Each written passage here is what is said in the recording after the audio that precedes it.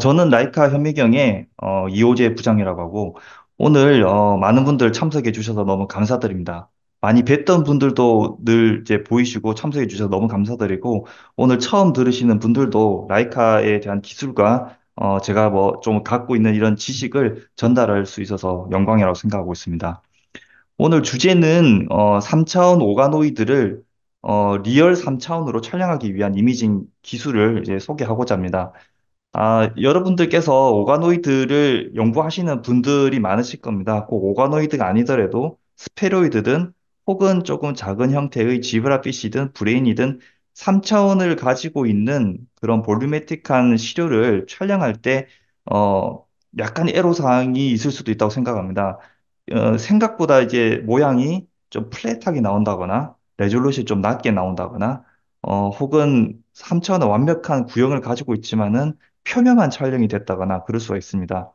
그래서 이제 그 원인이 어떤 데에 있어서 이런 게 발생했는지를 제가 이제 평소에 많이 설명하고 있는데, 오늘 웨비나를 통해서 좀 더 정리된 형태로 제가 한번 소개를 하고 싶습니다.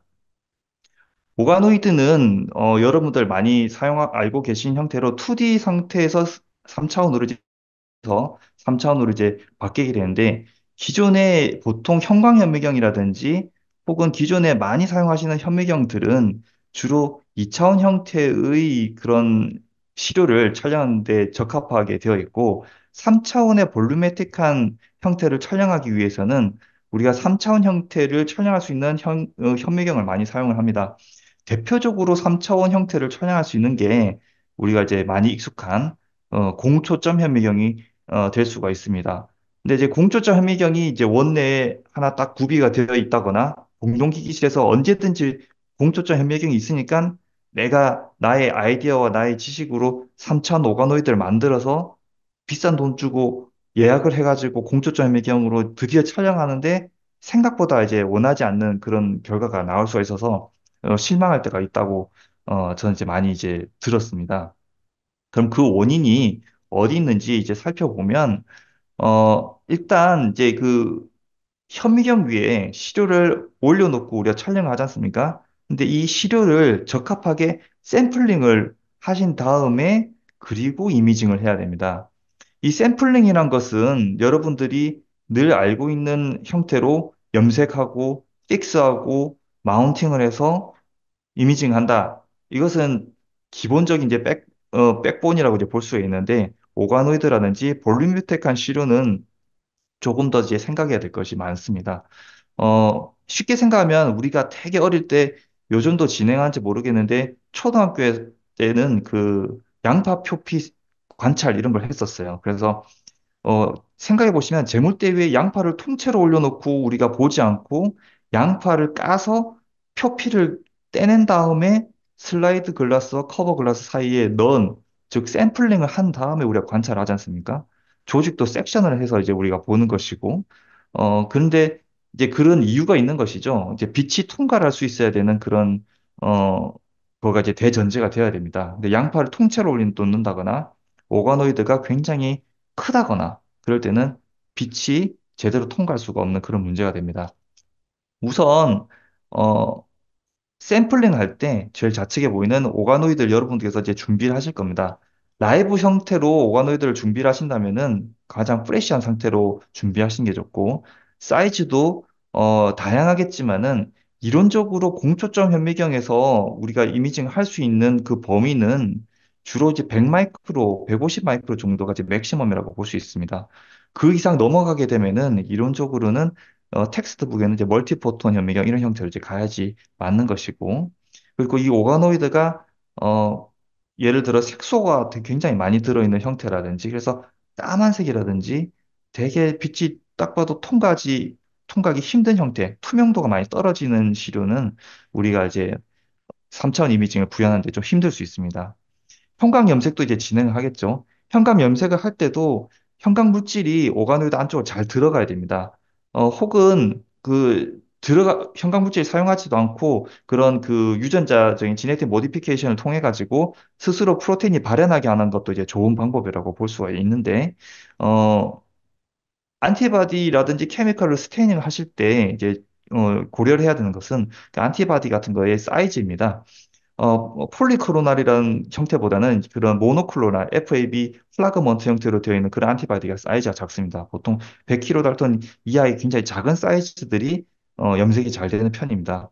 그러니까 오가노이드를 염색물질에 이제 넣는다 혹은 염색물질 오가노이드에 뿌렸을 때 안티바디들이 스스로 이렇게 막 가지 않습니다. 수용해서 가는 게 아니기 때문에 결국에는 고농도에서 저농도의 농도 경사에 의해서 이제 이루어지게 됩니다. 그렇기 때문에 이런 안티바디의 농도도 굉장히 중요하고 인큐베이션 하는 시간 그리고 안티바디가 빨리 움직이게 하려면은 결국엔 분자 운동성을 빨리 게 하려면은 온도도 좀 높여줘야 되는 형태가 있습니다. 그래서 형광 염색하는 형태를 여러분들께서 그냥 기존의 1대 100, 1시간 아니면 4도씨 오버나잇 이런 형태로 해가지고는 힘들 수 있어요. 이런 부분에서 옵티마이저를 굉장히 잘해야 되고 어, 특정 회사에서 우리 회사는 아니지만 특정 회사에서 이런 것들을 빠르게 염색할 수 있는 시약이라든지 부스팅 시킬 수 있는 그런 장비도 있는 걸로 알고 있습니다. 그래도 부족한 경우에는 시료가 이제 불투명한 경우에는 안에 있는 리피드라든지 이런 것들을 제거할 수 있는 투명화 작업을 할 수가 있는데 투명화 작업을 시작하게 되면은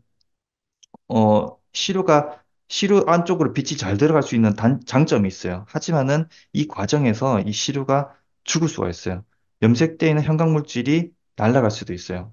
조금 어드밴스 되어 있는 투명한 방법에는 이런 거를 막을 수 있는 방법도 있는데, 이런 형태는 보통 1mm 이상의 굉장히 두꺼운 이런 작업을 할 때는 이런 투명화, 메서드를 하시면 좋을 것 같습니다.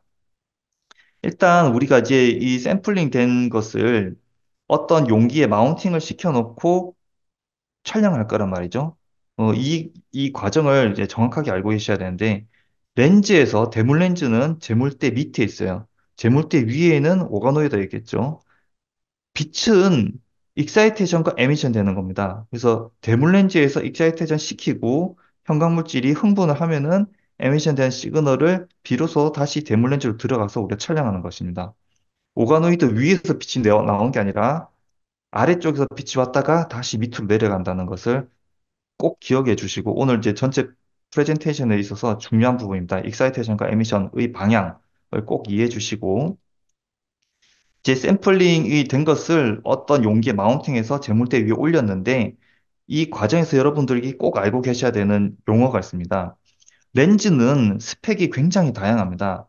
렌즈를 보실 때 10배, 20배, 40배, 100배 이 말은 무슨 말인지 여러분들 다 아실 겁니다. 제가 두 번째로 설명드리고 싶은 용어는 워킹 디스턴스라고 하는 용어인데 주로 저배율 렌즈는 워킹 디스턴스라는 것이 깁니다. 10배는 5mm다 고정되어 있다는 게 아니라 저배율은 길고 고배율은 짧습니다. 이 말은 뭐냐면은 샘플과 렌즈 간의 거리가 가까워야지 비로소 초점이 매치게 되어 있고, 저배율 렌즈는 샘플과 대물 렌즈 사이에 어떤 정도의 거리가 있지 않으면 초점이 맞지 않습니다. 이 고정되어 있는 거리 위치에서 초점이 맞게 되어 있습니다. 자, 이게 왜 중요하냐면은 예를 들어서 보시겠습니다. 지금 보시는 빨간 색깔은 콤보칼 DC를 옆으로 절단한 거고 이 위에 커버 글라스 위에 이제 샘플이 이렇게 있게 되는 것이죠. 지금은 이 렌즈는 스펙이 0.6mm라는 워킹 디스턴스를 가지고 있다고 가정을 해봅시다.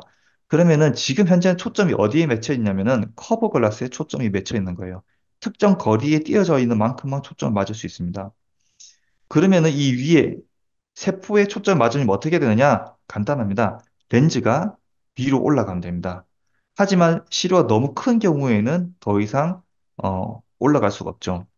또 한 가지 예로 여러분들 시료를 오가노이드를 어떤 용기에다가 준비를 하느냐인데 바닥이 커버 글라스만큼 얇은 형태여야지 충분히 두꺼운 시료를 촬영할 수 있는데 이미 이 플라스틱 용기처럼 그냥 식스웰 플레이트를 생각해 보시면 바닥의 두께가 이미 1mm 정도가 됩니다. 워킹 디스턴스는 0.6mm인데 플라스틱 바닥이 1mm가 돼버리면 초점은 이 플라스틱 안에 잡히게 되기 때문에 더 이상 렌즈가 올라가고 싶어도 이 바텀에 걸리기 때문에 더 이상 올라갈 수가 없습니다. 그래서 두꺼운 시료를 촬영하기 위해서는 최대한 바닥이 얇은 걸 사용하셔야지 우리가 유리할 수 있습니다. 두 번째로 지금 같은 경우에는 2차원으로 자라고 있는 세포인데 우리는 지금 오가노이드를 주제로 설명하고 있습니다. 여전히 렌즈를 이 오가노이드 촬영할 렌즈가 예를 들어 워킹 디스턴스가 0.6mm라고 가정을 해봅시다. 이 경우에는 이제 오가노이드가 이 콤프과 DC 안에 넣었는데 오가노이드가 바닥에 있지 않고 둥둥 뜨는 경우입니다. 이 경우에는 렌즈가 최대한 올라갔을 때 커버 글래스 걸리게 되고 오가노이드를 촬영할 수 있는 범위는 딱 점선 있는 여기까지 걸리게 되며 위쪽에는 촬영할 수가 없게 됩니다. 그래서 우리는 반드시 오가노이드를 바닥에 어떠한 수단과 방법을 가리지 않고 바닥에 최대한 붙여주셔야 됩니다. 그리고 여기에는 아무것도 넣는 게 아니라 뭔가를 넣어줘서 시료가 마르는 것을 막아야 되겠죠. 근데 이 안에 넣을 때 액체도 잘 고려를 하셔야 됩니다. 어디에 맞춰야 되냐면 데몰렌즈의 특성에 맞춰 주셔야지 가장 좋습니다. 내 오가노이드가 라이브 상태로 촬영하려면은 당연히 메디아를 넣어야겠죠. 근데 고정되어 있는 상태이면은 그냥 PBS를 넣는다, 그냥 DW를 넣는다 이런 것보다는 뭔가 마운팅 솔루션을 넣는데 투명화에 가까운 마운팅 솔루션. 더 정확하게는 이 오가노이드의 안쪽에 있는 액체와 가장 유사한 액체를 넣어 주시거나 외부에 있는 액체가 안쪽으로 들어갈 때까지 좀 기다려 주시는 게 좋습니다.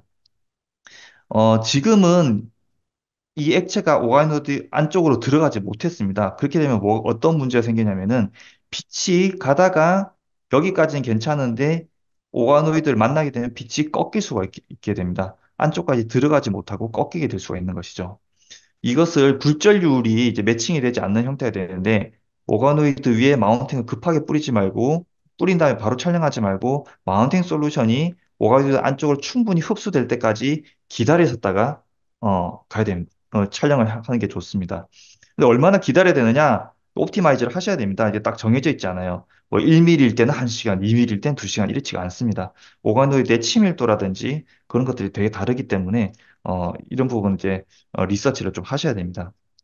오가노이드도 이렇게 한쪽은 띄어져 있고 한쪽은 바닥에 있는 것보다는 바닥에 바싹 붙이고 마운팅 미디엄이 충분히 들어갔을 때 우리는 이상적인 조건이 됩니다. 또 하나, 예를 들면 이제 투명화 기법을 하게 되면은 이제 굴절률이 매칭이 되면서 시료가 정말 투명하게 보이게 되는데 투명화 기법, 티슈 클리어링 이런 것들을 조금 검색해 보시면 국내 많은 키트들, 많은 장비들이 이미 많이 있습니다. 투명화와 굴절률에 대해서 좀 설명을 더 드리겠습니다. 빛이 지금 슬라이드 글라스, 커버 글라스 여기는 데몰렌즈라고 가정을 해봅시다. 슬라이드 글라스와 커버 글라스 사이에 이런 샘플이 있다고 치는데 지금 빛이 가다가 이 부분에서 꺾이게 됩니다. 왜 꺾였느냐면은 여기는 공기가 있기 때문에 그렇습니다. 여긴 유리고 샘플이 있고 유리와 공기는 가지고 있는 굴절률이 다르게 됩니다. 오일도 다르고 그 굴절률의 값은 여기에 표로 정리가 되어 있습니다.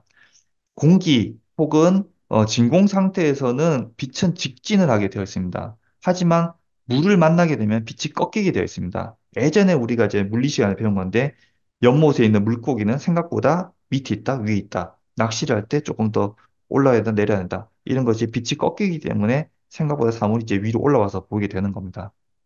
빛이 꺾이지 않기 위해서는 여기에 유리와 비슷한 마운팅 미디엄, 글리세롤과 워터가 믹스되어 있는 이런 형태를 뿌리시거나 오일을 뿌리셔서 촬영하는 것이 가장 이상적이고 거기에 맞는 렌즈도 준비가 되어 있어야 됩니다. 그리고 마운팅 미디엄도 시루에 들어간 마운팅 미디엄도 굉장히 다양합니다. 이 마운팅 미디엄도 그냥 PBS라든지 이렇게 형태는 사용하시는 것보다는 고정되어 있는 시루는 반드시 마운팅 미디엄을 쓰시거나 투명화에 적합하 있는 굴절류 매칭 솔루션을 쓰시는 게 가장 좋고요. 라이브 상태의 오가노이드를 촬영하기 위해서는 당연히 PBS라든지 미디어를 써야겠죠. 그럴 때는 마운팅 을 시키는 이 렌즈의 이머전 오일을 쓰는 게 아니라 워터를 쓰셔야 되고 렌즈도 워터 렌즈를 쓰시는 게 이상적으로 가장 좋습니다. 더 이상적인 오광도를 촬영하기 위한 현미경 형태를 설명드리도록 하겠습니다. 여러분들이 지금 시장에 많이 이제 익숙해져 있는 형태는 도립형 형광현미경입니다. 도립형 현광현미경이나 도립형 콤포칼 현미경은 대물렌즈가 시료 밑에 있습니다. 바닥에서 위에 촬영하는 것이죠. 근데 이 렌즈의 위에는 커버 글라스가 있고 이 안에는 샘플이 있고 굴절률 매칭 솔루션이던 메디아가 있을 겁니다. 방금 제가 설명드린 대로 굴절률을 매칭시키기 위해서 커브 글라스와 유사한 오일을 여기 한 방울 떨어뜨리고 보면은 가장 선명하게 이제 보실 수 있게 되겠습니다. 그런데 이 생각을 조금만 더 해보면 굳이 커버 글라스가 없어도 되지 않습니까? 그리고 지금 이머전 오일 내가 촬영하고자 하는 이 마운팅 미디엄이 마운팅 미디엄 끈적끈적한 마운팅 미디엄이 아니라 우리가 사용하는 세포 컬처 배양 용액이라면은 어떤 형태로 가는 게 좋냐면 사실은 굴절률이 조금이라도 매칭시킬 수 있는 업라이트 마이크로스코프를 사용하시는 게 좀 더 좋습니다. 그리고 렌즈는 반드시 침수될 수 있는 렌즈. 이 렌즈가 끝에만 이제 액체가 묻는 게 아니라 렌즈가 풍덩 당겨도 방수 처리가 되어 있는 그런 렌즈들이 있어요. 그리고 이 형태는 이제 W로 적힌 게 워터를 말하는 것인데 메디아 속에 그대로 들어가는 거. 이 렌즈는 커버 글라스 두께만큼의 워킹 디스턴스를 더 벌 수 있기 때문에 더 두꺼운 시료를 촬영할 수 있는 여지가 되게 됩니다. 완벽하게 굴절률이라는 것이 매칭이 됐을 때 우리는 빛이 저 시료 끝까지 도달할 수 있게 됩니다. 그래서 익사이테이션 시키고 에미션 되는 시그널이 이 난관을 거치고 다시 촬영할 수 있어야지 우리가 정확한 그런 3차원을 얻을 수 있게 되게 됩니다. 그래서 우리가 이제 그 오가노이드를 촬영할 때는 투명하면 좋고 사이즈도 좀 작으면 좋고 라이브 형태든 고정되어 있는 상태든 어쨌든 거기에 맞는 마운팅 미디엄 굴절률 매칭시켜주면 좋다라는 것을 제가 정리해서 설명을 드렸습니다. 하지만 여러분들이 이제 사이즈가 생각보다 엄청나게 큰 경우가 있어요. 2mm, 1mm 정도가 아니라 뭐 한 6mm 정도, 뭐 엄청나게 큰 육안으로 보일 정도의 그 투명하지도 않은 상태, 엄청나게 큰 휴지 사이즈의 오가노이드 촬영은 뭐 어떻게 해야 되느냐? 여러분들이 그냥 쉽게 볼 수 있는 이 형태의 그 현배경으로는 촬영하기 힘들 수도 있습니다.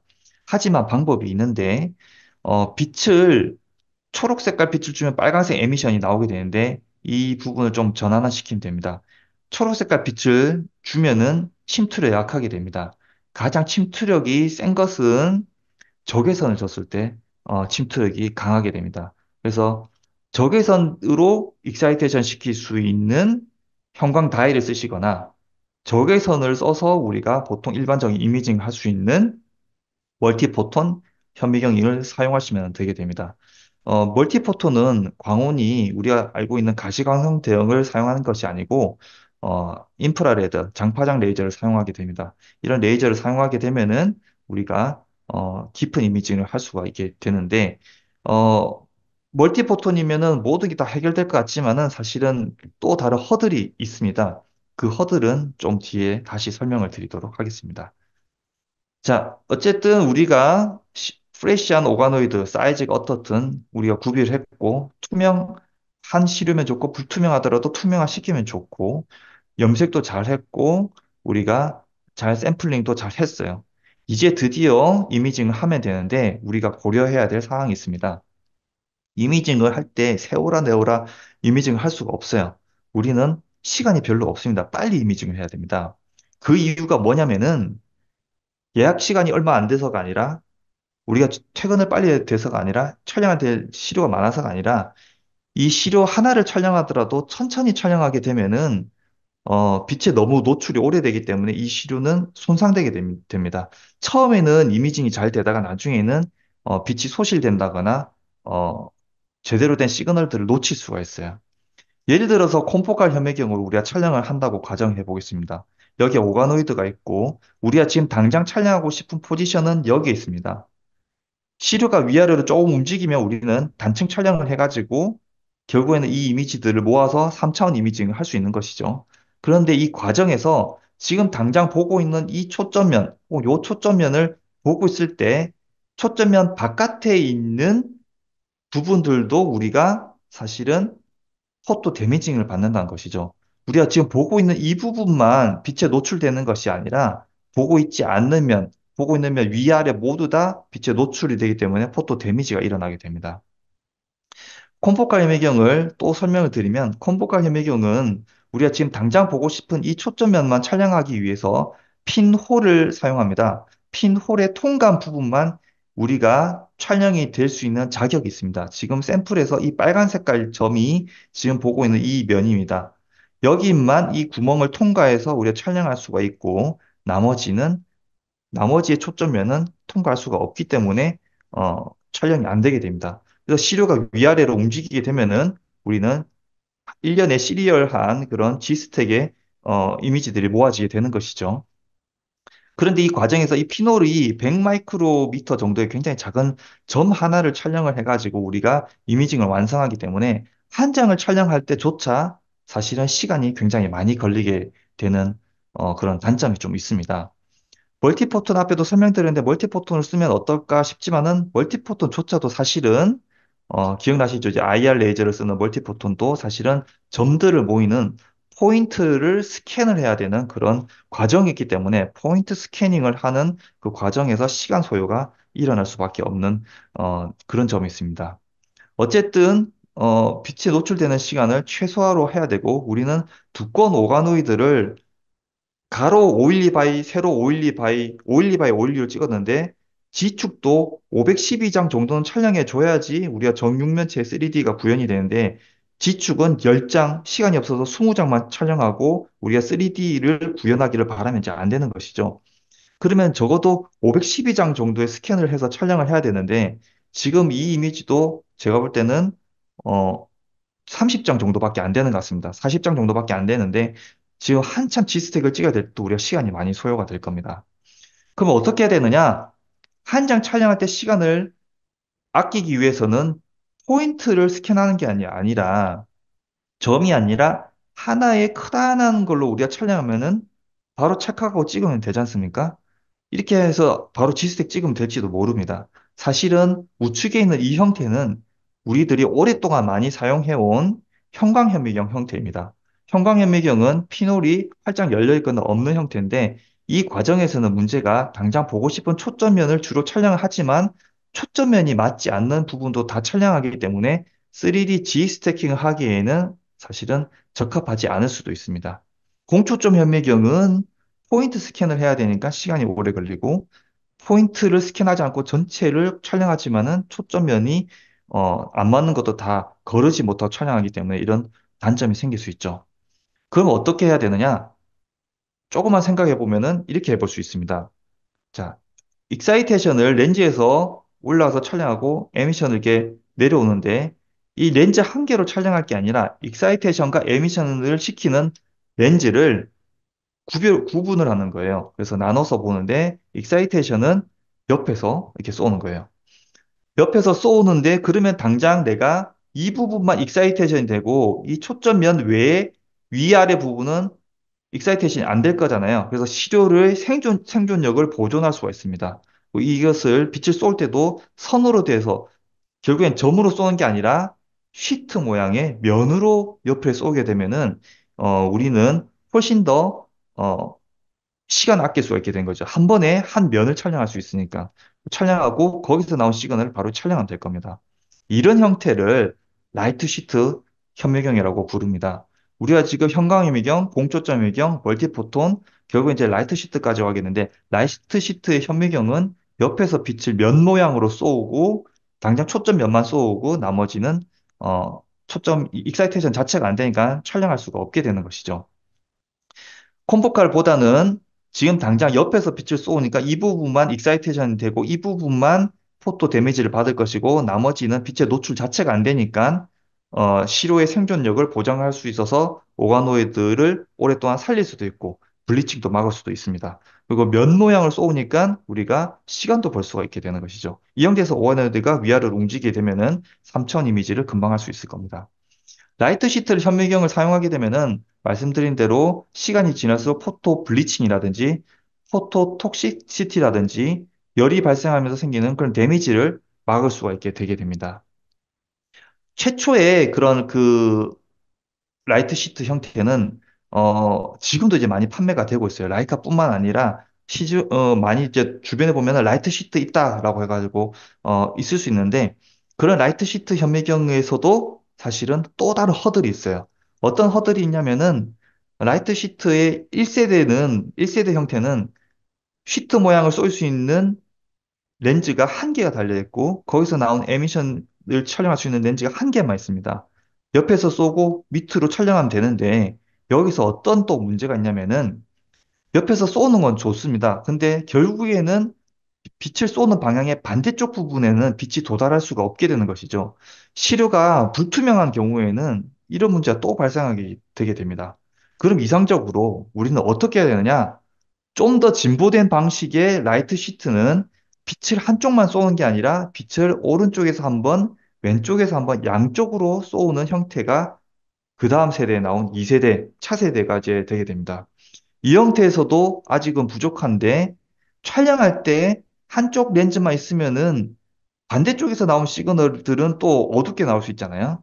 그래서 촬영하는 것도 양쪽에서 촬영해야 되는 것이 오늘날의 가장 진보되어 있는 방식입니다. 그래서 여러분들이 어떤 라이트 시트 현미경을 오가노이드 촬영하기 위해서 사용하실지 모르겠지만은 고려를 하실 때 내 오가노이드 사이즈가 아무래도 작지는 않으니까 빛을 양쪽에서 쏠 수 있는지 촬영도 양쪽에서 시그널들을 받아들일 수 있는지를 고려를 하지 않고 라이트 시트가 있다고 해가지고 그냥 촬영하게 되면은 결국에는 라이트 시트에 대한 실망을 또 하실 수가 있게 되는 그런 단점이 있을 수 있습니다. 또 하나 우리가 고려할 게 있습니다. 라이트 시트, 현재의 라이트 시트는 우리가 이제 장시간 동안 촬영할 수 있고, 왜냐하면 빛을 한쪽 초점 면에만 이제 쏘게 되니까 우리가 굉장히 좋은 장점이 있게 되는 것이죠. 그래서 장시간 촬영할 수가 있고, 콤포까지 돼서 장시간 촬영할 수 있고, 그리고 듀얼로 양쪽에서 익사이트를 시키고, 양쪽에서 우리가 이미징을 얻게 되니까 양면을 같이 볼 수 있는 그런 형태가 할 수 있습니다. 라이카뿐만 아니라 이런 형태가 있어요. 그런데 여기까지는 좋은데 이제 또 다른 문제가 생기게 됩니다. 라이트 시트 좋고 양쪽으로 빛 쏘고 양쪽으로 촬영하는 것까지는 좋은데 이렇게 했을 때의 허들은 여러 시료를 볼 수가 없어요. 이제 시료 딱 한 개만 볼 수 있는 거예요. 지금 보시면 요 형태에서 3시와 9시 방향에 있는 렌즈는 양쪽에서 익사이테이션 시키는 거고, 12시와 6시에 있는 방향은 이미징을 촬영하는 렌즈입니다. 그럼 여기에 샘플이 딱 한 개가 들어가게 되는 것이죠. 멀티 이미징을 하는데 조금 한계가 생길 수가 있습니다. 그래서 멀티 웰 플레이트를 올릴 수 있는 그런 형태로 가는 것은 이런 형태, 여기는 이제 멀티웨이를 올려놓고 웰플에 딱 옮기면은 막 좋을 것 같지만은 결국에는 익사이테이션 한 개, 에미션 되는 시그널 촬영할 수 있는 렌즈 하나밖에 없게 기 때문에 제가 지금까지 설명한 것에 다시 원점으로 돌아가게 됩니다. 그럼 과연 멀티 포지션을 하면서 멀티 뷰를 하면서 양쪽으로 쏘고 제가 지금까지 설명한 것을 모든 것을 완벽하게 구현할 수 있는 라이트 시트는 없느냐? 논문이 이제 나왔습니다. 네이처 메서드지에 이제 이런 그 사용자들이 지금까지 라이트 시트를 쓰면서 수많은 그 경험과 어떤 문제를 어떻게 해결하기 위해서 오랫동안 이제 라이카가 쓴 논문은 아닌데 이 논문이 과학자들이 자기들이 연구해서 느꼈던 그런 것을 그 허들을 계산한 그런 형태를 디자인을 해서 이렇게 해가지고 네이처 메서드지에 올해 퍼블리시 돼서 이제 나오게 된 것이죠. 이렇게 좋은 연구 결과가 있는 것을 우리 라이카사는 절대 놓치지 않습니다. 그래서 소위 말하는 기술 이전 이런 형태를 통해 가지고 상용화된 버전이 이제 나오게 되는 것이죠. 제품 이름은 비벤티스 딥이라고 이제 하게 됩니다. 이 형태가 제가 지금까지 설명되어 있는 모든 허들을 깨고 나온 울티메이트 버전이라고 볼 수가 있게 되는데 이 형태는 우리는 양쪽에서 익사이트를 시키고 양쪽에서 우리가 촬영을 할 수가 있는 형태는 당연하고 멀티 시료들을 기차가 달리듯이 일렬로 이렇게 달리게 됩니다. 그래서 우리가 많은 오가노이드 같은 시료들을 촬영을 할 수도 있게 되고 롱텀으로 촬영할 수도 있고 포토 매니플레이션이라든지 다양한 우리 어플리케이션을 적용할 수 있게 됩니다. 빛을 양쪽에서 쏘고요. 그럼 익사이테이션이 되는데 에미션을 양쪽에서 우리가 이제 시그널을 받게 됩니다. 그래서 이렇게 해서 이제 바로 촬영을 하게 되고 한번 보면은 양쪽에서 촬영한다 했지 않습니까? 그래서 뷰 1번 촬영 장치가 한 개 있고 뷰 2번에서도 데몰렌즈 통화 촬영 장치가 있어서 이 두 개가 그러니까 머지를 통해 가지고 우리가 하나로 완성을 하게 되게 됩니다. 맨 처음에 제가 그 초반에 말씀드린 우리가 디핑 렌즈를 사용하시는 게 조금 유리하다고 제가 설명드린 것 같습니다. 디핑 렌즈는 렌즈가 이 아예 침수가 되기 때문에 굴절률이 매칭되는데 굉장히 적합한 형태가 되어 있습니다. 우리가 촬영하는 렌즈가 어, 디핑되는 형태이게 됩니다. 이 안에 PBS나 DW나 메디아나 뭔가 이제 넣고 용기는 이런 형태, 테프론 형태의 용기가 되게 됩니다. 이 형태는 굴절률에, 액체의 굴절률에 굉장히 잘 되게끔 통과하게끔 되어 있는 형태가 되게 되고, 이 안에는 메디아를 채울 수가 있는 것이죠. 실효에 메디아를 교체를 해야 되고, 장시간 촬영하다 메디아 교체해야 되는데, 원호이드 가만히 있고, 여기다가 오픈 형태로, 요 오픈이, 탑이 오픈되어 있기 때문에, 여러분은 파이펫을 넣고 메디아를 뺐다가 넣었다가 자유롭게 할 수 있고, 어떤 트리트먼트를 바로바로 칠 수가 있습니다. 그래서 기존에는 라이트 시트 형태보다 굉장히 우리가 치료에게 접근할 수 있는 그런 기회가 훨씬 많게 되는 것이죠.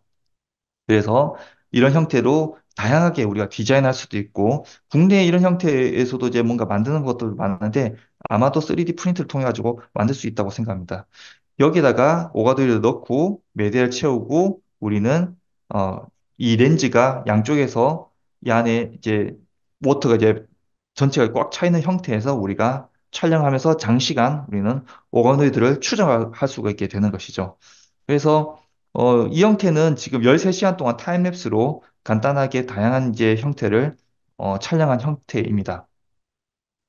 어, 비벤티스라고 하는 이 라이트 시트는 굉장히 우리가 오랫동안 장시간 촬영할 수도 있고 인큐베이션을 하면서 당연히 촬영할 수 있기 때문에 라이브 형태도 찍을 수가 있게 되고 특정 영역에 있어서 우리가 어떠한 빛을 준다거나 포토 매니플레이션을 할 수 있는 그런 여지도 있습니다.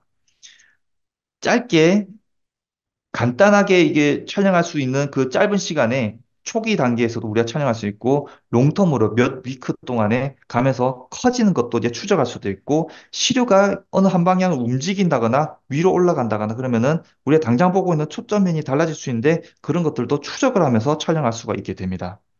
그래서 우리는 작은 형태의 50 마이크로 정도의 작은 형태의 시그널도 볼 수도 있고 비단 오가노이드가 아니더라도 C엘레강스라든지 지브라핏이라든지 굉장히 작은 것들도 보실 수 있고 우리가 점점점 커지면서 스케일이 크면서 살아있는 상태로 우리가 계속 추적하면서 촬영을 할 수가 있게 됩니다.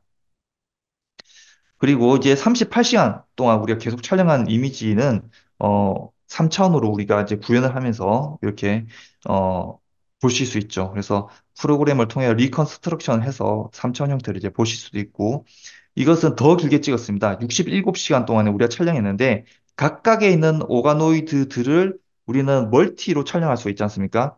오가노이드 한두 개 찍는 게 이제 중요한 게 아니라 여러 가지 오가노이드를 장시간 동안 추적해서 데이터베이스를 해야 됩니다. 그래서 이런 것들도 할 수 있게끔 촬영하고 3차원으로 완벽하게 이제 구현을 할 수 있는 이런 형태가 할 수 있는 이제 라이트 시트가 되게 되겠습니다. 62시간 동안 촬영한 마우스 엠브리오 또 우리가 라이브 상태로 계속 보면서 우리가 이제 분열하고 어, 계속해서 이제 추적을 하면서 장시간 동안 촬영을 한 것이고 그리고 3차원으로도 완벽하게 구현이 되는 것을 이제 보실 수 있게 됩니다.